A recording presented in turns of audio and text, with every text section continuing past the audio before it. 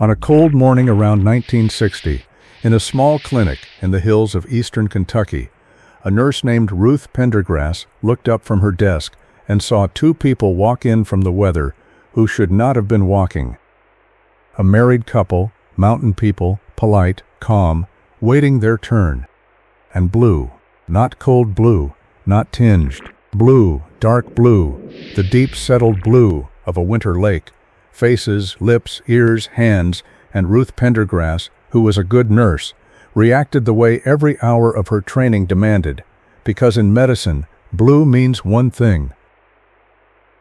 Blue is cyanosis.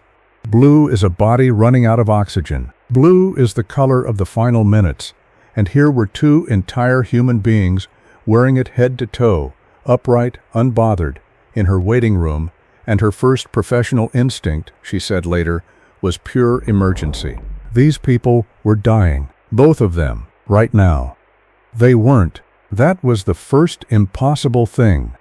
Their hearts were sound, their lungs were clear, their breath came easy.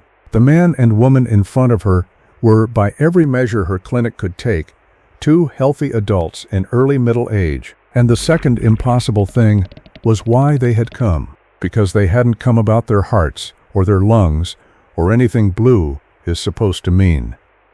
They had come, quietly, with the careful dignity of people who have rehearsed a hard sentence, to ask whether anything could be done about the color, not because it hurt. It had never hurt, not one day of their lives. They had come because of the way people looked at them, because of stores gone silent when they entered, and children pointed at church, and a lifetime, and their parents' lifetimes, and their grandparents' lifetimes, of being the thing the eyes of every room went to first. Two healthy people asking medicine to cure them of being seen. Their family had been blue for 140 years by that morning. Whole branches of it up the forks of a creek called Troublesome, generation after generation, blue mothers nursing blue babies, blue old men dying at 90 of nothing in particular. The hills called them the Blue Fugates, and the blue people of Kentucky. And the story of where the blue actually came from is the story this video exists to tell. Because the answer runs through one wedding in 1820, one astronomical coincidence, and one of the strangest and most humbling discoveries in the history of American medicine. The title of this video calls the origins disturbing. Stay to the end, because you're going to find out what's actually disturbing in this file, and it is not the blood. One promise about method before we start, because there is a living man at the far end of this story, born blue in 1975, and the internet has hunted him for years. His name appears nowhere in this video, and at the right moment I'll tell you why, and I'll ask you for one act of restraint, and everything about this channel rides on you granting it. This is the story of the blue people. The creek is really called that. Troublesome Creek, winding through the folds of eastern Kentucky's hill country, Perry County and Knott County, hollows and forks and one-family valleys, some of the most beautiful and most cut-off country the eastern United States ever produced. And you have to load the isolation properly, because the isolation is the engine of everything. Into the 20th century, there were no roads worth the name up those hollows. No rail until coal came. The way in was the creek bed itself, walked or ridden hours and days from anywhere, and the way out was the same, so mostly nobody took it. Families settled the forks in the early 1800s and stayed, and married, and the marrying is the point. Your world was the walkable world. Your church was your social register. A young person on a fork of Troublesome Creek chose a husband or a wife from the families they could physically reach, which meant the same handful of names, Smiths and Combses, Richies and Stacys, braiding together decade after decade, not out of preference, out of geography. And the record of that world's remoteness has its own texture worth 30 seconds. Into the 1900s, doctors reached the forks of Troublesome by mule, when they reached them at all, and most births and most deaths on those creeks happened with no medicine nearer than a day's ride. The families doctored themselves from herb lore and patience, and buried their own, and got their news weeks old, and it is the strangest inversion of this whole file that the isolation the modern world pities is precisely what kept the Blue people safe for a century. No institutions reached Troublesome Creek, which meant no asylums reached it, no sideshows reached it, no newspapers reached it. The Blue lived unexamined because the hollow was unexaminable, and the first time the examining world truly found them, it arrived, mercifully, in the shape of one good doctor, and we'll get to him. Other families on this channel were less lucky in their finders. If you watched this channel's video about a family in West Virginia, you know this engine, and you know it isn't scandal. It's the marriage arithmetic of the isolated everywhere on Earth, every continent, every century. Hold the arithmetic. It's about to meet a coincidence. In 1820, a French orphan named Martin Fugit, so the family's own story tells it, took up a land grant on the banks of Troublesome Creek and married a local woman named Elizabeth Smith. That wedding is the origin the title promised. So let's stand at it properly and see what was actually there. By the accounts that came down the family, Martin himself carried a strangeness in his skin. But the mechanism, the real origin, was invisible to everyone present, including the couple, and it is a piece of arithmetic so unlikely that when scientists finally worked it out, generations later, they had to check it twice. Martin Fugate carried a rare recessive gene, one copy, silent, doing nothing. The way you, watching this, are carrying silent genes right now by the dozen. His copy affected a single enzyme in the blood, and we'll meet the enzyme soon, and one copy costs a person nothing at all. The odds of any individual carrying it were tiny, and Elizabeth Smith, the Kentucky girl he happened to marry, on that creek, in that year, carried the same one. Sit with the odds. Two strangers, one from France by the family's telling, one from an Appalachian hollow, each holding one silent copy of one of the rarest recessive genes in the human catalog, finding each other on the banks of a creek called Troublesome. Geneticists who wrote about this family later did the honest thing and simply called the odds astronomical.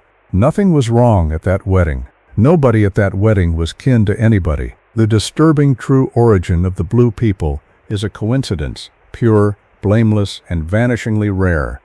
Two hidden coins landing matched in the one place on Earth where the arithmetic of isolation could do the rest. Because recessive genes work like this, and here is the whole science in one breath. One copy, nothing. Two copies, the trait appears. Two carriers marrying means each child draws one coin from each parent, and one child in four on average draws both. Martin and Elizabeth Fugate had 7 children on Troublesome Creek. 4 of them were blue. And then the creek's arithmetic took over. The blue children and the carrier children grew up and married who there was to marry, Smiths and Combses, Richies and Stacys, the same braided families, and the silent copies spread quietly through the hollow's whole marriage pool, meeting each other again and again down the generations in a pattern geneticists call the founder effect. And by the time the outside world got a good look up Troublesome Creek, there wasn't a blue person in Kentucky. There was a blue people. Quick one, and its payoff lands at the end. Comment your eye color and the country or region your family line comes from. That's all. It's more on topic than you can currently know. Type it. Okay. The Blue Century. First, the roll call, because the blue was never one household. Across the 1800s, the trait surfaced again and again through the braided lines, Fugates and Smiths, Combses and Richies and Stacys, blue brothers and pink sisters in the same cabin, blue grandmothers dandling pink grandbabies, the recessive coin landing matched here and skipping there down the forks, with the perfect indifference of arithmetic. Some generations carried several blue members at once, others none, the coins riding silent, waiting a marriage or two. The Hills, sorting all this the way Hills do, produced the name that stuck, the Blue Fugates, though by the 20th century a blue face on Troublesome Creek might legally carry any of 5 surnames. The color had become in the truest sense, communal property. For 140 years, the Blue lived up the forks of Troublesome Creek, and I want to give you that century the way the record actually gives it, which is not as a horror story, as a family story, with one strange color in it, and one genuine wound, and the wound is not the one the internet assumes. Start with the health, because it's the fact that breaks every expectation. The Blue Fugates were well, not surviving, not afflicted. Well, the condition, and we'll name it properly in the next chapter, tints the blood's color without starving the body of anything, and the Blue branches of that family were famously long-lived, working their farms into their 80s and 90s, dying of old age like their neighbors, only more slowly. The bluest Fugate anyone could remember, a woman named Luna, married a man named John Stacy, who courted her up the creek and never cared a whit about the color, raised 13 children, was known up and down the forks as healthy as a horse and social as a Sunday, and died at 77 of natural causes, having outlived most of the people who had ever stared at her. Nothing in the blood ever hurt them. Write that on the wall of this whole video, and the Hills, to their credit, mostly knew it. The neighbors of the Blue Fugates, the people who actually shared the creek with them, married them, worshipped beside them, and swapped work with them through every season. Luna Fugate was not a recluse.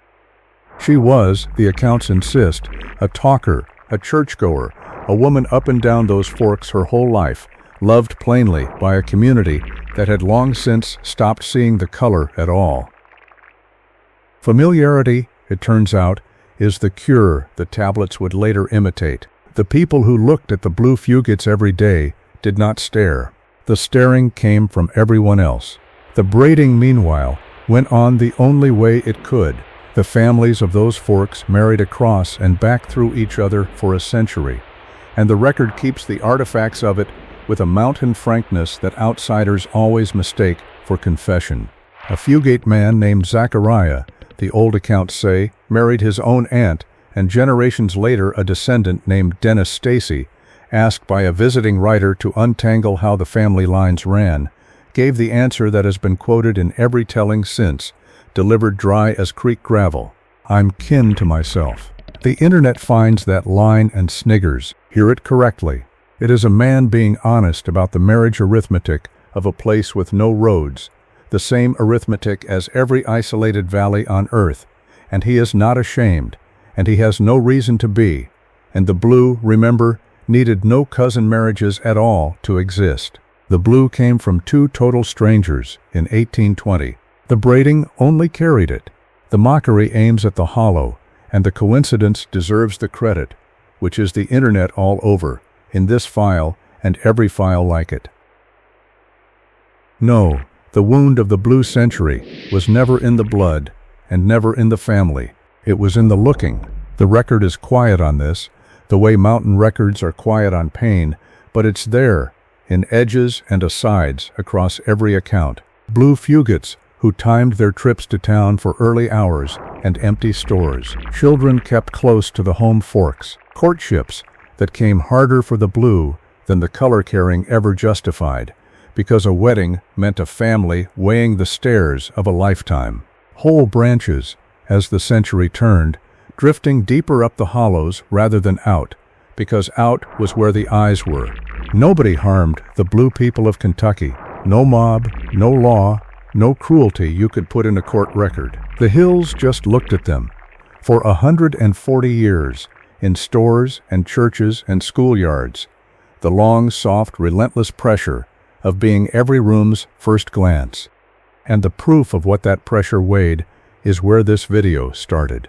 A healthy married couple in a clinic around 1960, having rehearsed a hard sentence. They were Patrick and Rachel Ritchie of the Braided Creek families, and the nurse was Ruth Pendergrass, and the sentence, once they got it out, reached the ears of exactly the right man.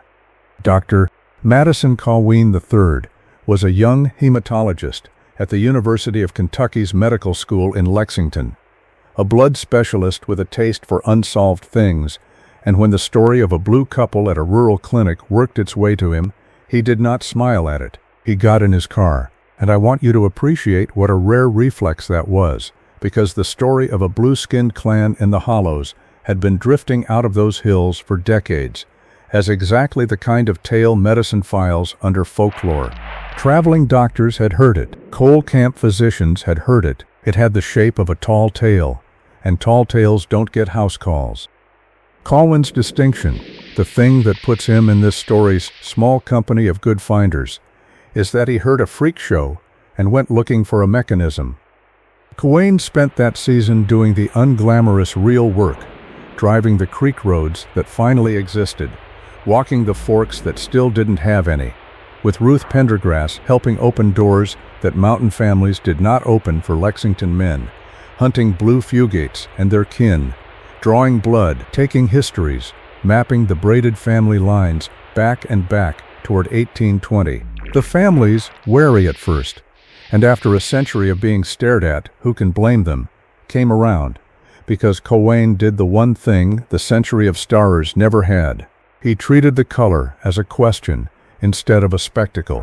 The answer he ran down is a small masterpiece of medical detective work, and the key clue came from the other end of the continent. Buried in the literature, Cowain found a study from 1961 by a researcher named E. Scott, describing isolated native communities in Alaska with hereditary blue skin worked out to its mechanism, a missing enzyme, a protein called, in the trade, diaphorase, whose whole job is housekeeping in the blood, converting a useless brown-blue form of hemoglobin, methemoglobin, back into the useful red kind. Everyone's blood makes a little of the blue form constantly. The enzyme mops it up. No enzyme, no mopping, and the blue form accumulates, 10–20% of the blood, enough to tint the skin the color of a winter lake. And, critically, not enough to matter. The body shrugs it off. The condition, hereditary methemoglobinemia, is essentially cosmetic. The Alaskan families were healthy. The Kentucky families were healthy. The blue was, in the deepest medical sense, only skin deep, a pigment error, a paint job.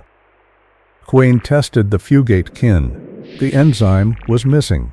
The recessive math ran perfectly back to one wedding. Case closed. Mechanism found. And here is where this story produces one of the strangest scenes in the history of American medicine. And I want you to watch it, knowing everything you now know, because there is an antidote to the blue, and it is, of all the substances in the pharmacy, a dye. Methylene blue, a bottled blue liquid, which by a lovely chemical joke does artificially what the missing enzyme did naturally. Cowain drove up the creek with it and injected Patrick and Rachel Ritchie, and within minutes, in a farmhouse room on a fork of Troublesome Creek, the blue drained visibly out of two faces that had been blue for 50 years, and Patrick and Rachel Ritchie looked at each other and at their own hands. For the first time in their lives, they were pink. The effect fades in days, so Cowain left them tablets, one a day, a maintenance dose of ordinary color, and the blue fugate kin who wanted them took them daily for the rest of their lives. Now stand back from that scene and feel what's actually in it, because it is the moral center of this entire file. Medicine had just cured two perfectly healthy people. The tablets fixed nothing, prevented nothing, healed nothing, because nothing was broken. What the tablets dispensed, one a day, was invisibility, the right to walk into a store and be nobody. Patrick and Rachel Ritchie did not take a pill for their blood for 50 years. They took a pill for our eyes. One more scene from the field work, small and perfect, preserved in the accounts. Early on, hunting the trait through the hollows, Cowain examined kin who showed no blue at all, and asked his standard questions, and one of them, an older Creek man, pink as anybody, listened to the doctor describe what he was looking for, and then held up his own hands and turned them over, and showed Cowain the nail beds and the lips that went dusky in the cold, and said, in substance, that the blue was in him too. It just didn't come to the door much. The carriers knew, without a word of genetics, without the concept of a gene, the families had mapped their own inheritance across a century and a half, knew who carried what, knew which weddings might bring the color back, and had simply never had anyone worth telling. Colwyn didn't discover the blue people's secret. He was the first outsider the secret's own keepers ever decided deserved it. Colwyn published the family's mechanism in the medical literature, gave hereditary methemoglobinia's American chapter its definitive case, and stayed, by all accounts, protective of the families to the end of his life. Asked what the blue people had taught him, his work answers for him, and this channel will phrase it the way the whole file demands. The blood was fine. The disease was other people. Checkpoint, 10 seconds. One word in the comments. The word is pink. Lowercase. You watched what it cost 2 healthy people to want it. And at the end of this video, the word is going to weigh even more. I count every one. Okay. The fade. The 20th century did to Troublesome Creek what it did to every hollow in this channel's files, only gentler. Coal came, and with coal, roads, and with roads, the end of the arithmetic. The marriage pool that had been the walkable world became the drivable world, then the anywhere world. The braided families married outward. The silent gene copies, scattered thin across a mobile population, stopped meeting each other, and the blue began, generation by generation, to fade out of the hills, not cured, just diluted, the founder effect running in reverse. By the 1960s, Colwyn's blue patients were mostly the older generation. The young were carriers at most, pink and unknowing. The coincidence of 1820 dissolving back into the general human sea it had briefly surfaced from. And then, in 1975, in a hospital near Hazard, Kentucky, the story produced its famous last scene. A boy was born to descendants of the old Creek families, and he came out blue, deep blue, the old blue. Blue as Lake Louise is the phrase that made the papers, and the delivery room did exactly what Ruth Pendergrass's training had demanded 15 years earlier. It panicked, correctly, by its lights. Cyanosis protocols, oxygen, doctors preparing the infant for an emergency blood transfusion, machinery converging on a small blue body that was, if anyone had asked it, entirely comfortable. Picture the scene from both sides, because both sides are right. The medical team is looking at a cyanotic newborn, which is one of the genuine emergencies of a delivery ward, and every second of their response is correct by everything they know. And across the room stands a family that has known this blue for 150 years, watching modern medicine mobilize its entire arsenal against their own great-great-grandmother's complexion. And the boy's grandmother, who had been waiting out the delivery, stopped the room and asked the doctors a question that I consider the single most efficient sentence in this whole story. One mountain woman disarming a modern hospital with 11 words of family history. Have you ever heard of the blue Fugates of Troublesome Creek? The room, the account says, stopped and turned. And somewhere in the exchange that followed, the old knowledge, carried down the family in exactly the shape of that question, outranked the machines. Calls were made, the literature was found, and the modern hospital discovered that this exact blue in this exact family had a published mechanism, a name, and a century and a half of perfect health behind it. The transfusion was canceled. The boy was fine, exactly as fine as Luna Fugate had been for 77 years. He carried the old trait in the old way, and as he grew, his blue faded, the way it does in carriers strongly expressed at birth, out through childhood, to ordinary color, with only, family said, a blue cast to his lips and fingernails when he was cold. The coincidence of 1820 waving once more from a hospital bassinet before letting go. He is a grown man now, living a private life, and this video is going to help keep it that way. His name is in the published record, and I've used it nowhere in this script, and the production notes ban it from thumbnails and titles, and if you go digging for him after this video, you did not understand this video. The blue people spent a century and a half being found by eyes they never invited. The last of them gets to be unfound. That's this channel's line, and it holds. So, The disturbing true origins of the Kentucky Blue people, and now you can audit the word disturbing honestly, because you have all of it. The origin was a wedding, two strangers, an orphan and a hill girl, each carrying one silent copy of one vanishing gene, married on a creek with no roads, and the odds were astronomical, and nobody sinned.